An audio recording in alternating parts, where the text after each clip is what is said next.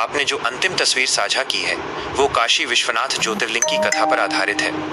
काशी विश्वनाथ मंदिर भगवान शिव के 12 ज्योतिर्लिंगों में से एक है और इसे विश्वेश्वर ब्रह्मांड के स्वामी के रूप में पूजा जाता है।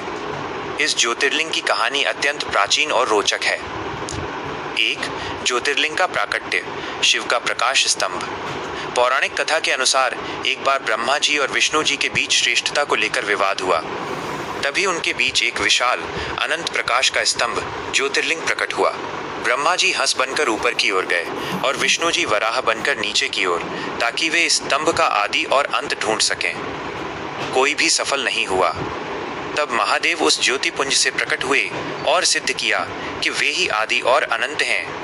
काशी वही स्थान है जहां इस ज्योतिर्लिंग का प्रकाश सबसे पहले गिरा। 2 भगवान शिव का अविमुक्त क्षेत्र। कहते हैं कि जब पृथ्वी का निर्माण हो रहा था तब सूर्य की पहली किरण काशी पर ही पड़ी थी। महादेव को यह स्थान इतना प्रिय लगा कि उन्होंने इसे अपना स्थायी निवास बना लिया। प्रलय काल में भी जब पूरी दुनिया जलमग्न हो जाती है, महादेव काशी को अपने त्रिशूल पर धारण कर लेते हैं और उसे सुरक्षित रखते हैं। इसीलिए इसे अविमुक्त क्षेत्र जो कभी न छूटे कहा जाता है।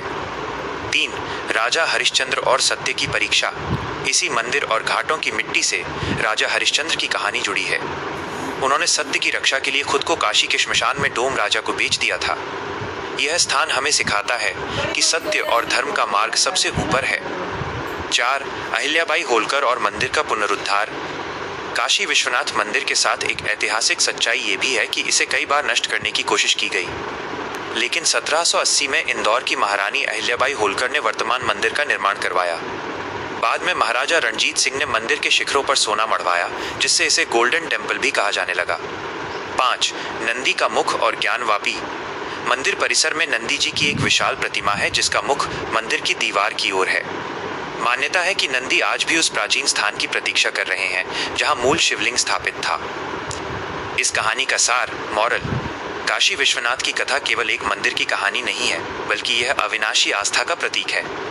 यह स्थान सिखाता है कि जो सत्य है उसे कभी मिटाया नहीं जा सकता।